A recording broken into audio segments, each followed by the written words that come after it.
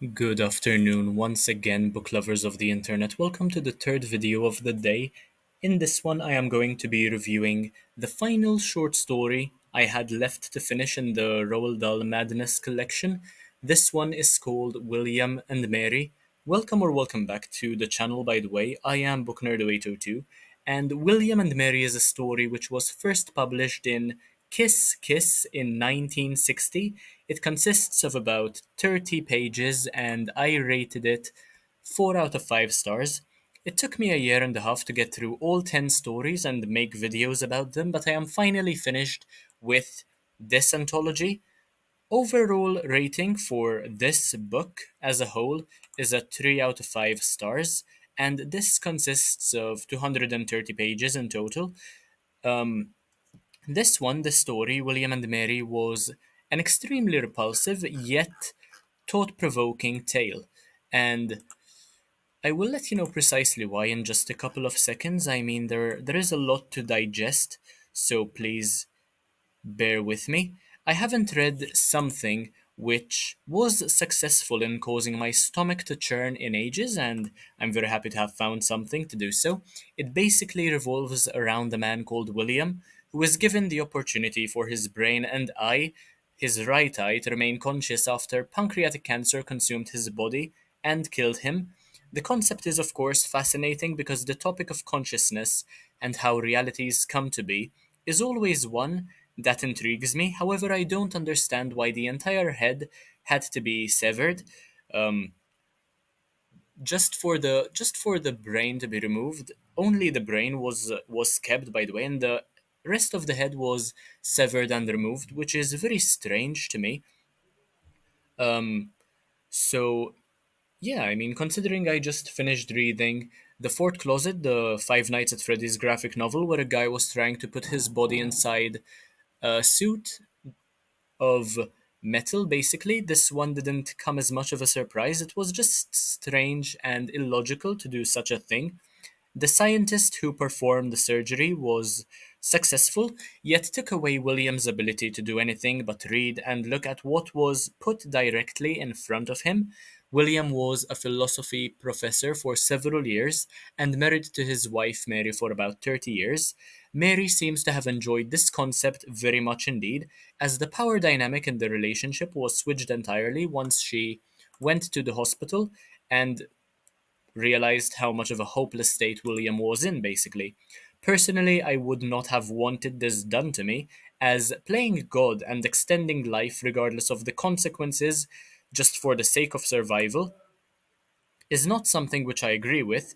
However, it made for one thought provoking story, and I'm sure that any ethical board would agree with me here and support my thoughts. Honestly, in 1960, I don't think ethics and morals really played a big role, or at least science did not care much for that sort of thing. Dull's ability to be so descriptive should not be used in such a morose way, perhaps.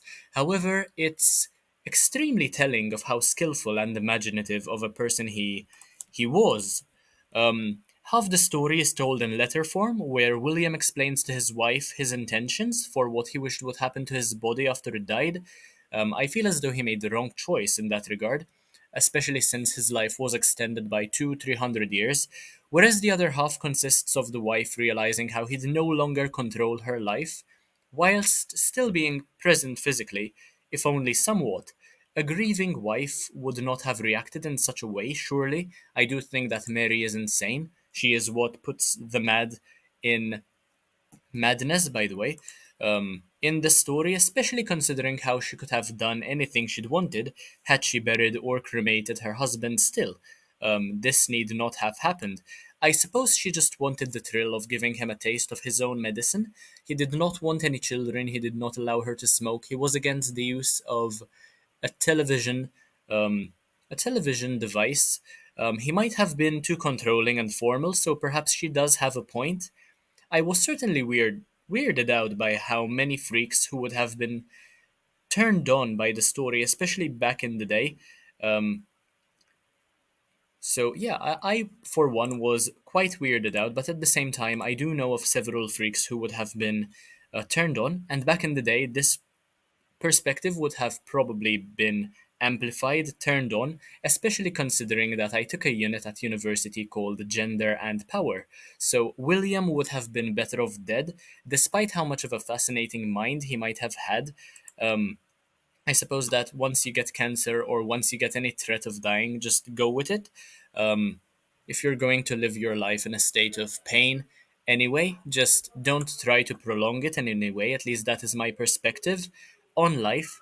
I must admit that Landy is a brilliant scientist and surgeon. The experiences of a human being, in my humble opinion, are subjective and determined by an individual, and emotions definitely play a huge role in how the stories are narrated or how conclusions regarding certain topics come to be.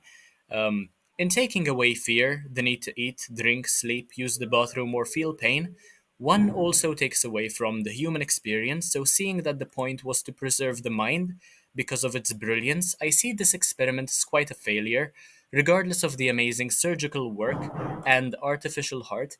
And come to think of it, even putting a brain within a robot, unless you can feel things physically, um, I suppose emotions would be skewed as well, so your perspective of reality would change quite a lot, and that wouldn't really allow you to express your narrative as truthfully as possible. You're a completely different person, a completely different being, and eventually, ultimately, a completely different mind as well. Let me know whether you agree or disagree with me in the comment section down below.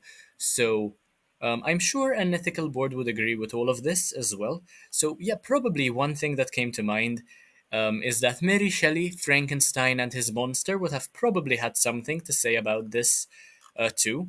And honestly, this story might have been inspired from Mary Shelley's work, which was written approximately 100 years earlier. There might be some sort of inspiration. Um, Pretty creative stuff, not gonna lie, as I mentioned. Got my stomach churning. I couldn't really read it in one sitting. I had to have a bit of a break because of how repulsive, how disgusting I found it to be, even though I am accustomed to seeing this sort of thing and reading about it. This one had a particular style of writing which was completely different and made me feel uneasy, which is not an easy thing to do with me, honestly. One of the few stories in this collection which made me feel that way. But yeah, I think that is all I had to say about William and Mary by Roald Dahl. The 10th story I reviewed from this collection. Make sure to take a look at all the others. I will probably make a playlist for you to watch and enjoy. So yeah, if you enjoyed this video, make sure to leave a like, comment, share, subscribe. Take a look at the rest of my videos and shorts and live streams and community posts because why not? They are absolutely amazing. And I will see you in the next one, hopefully very, very soon. Thanks for watching. Bye, guys.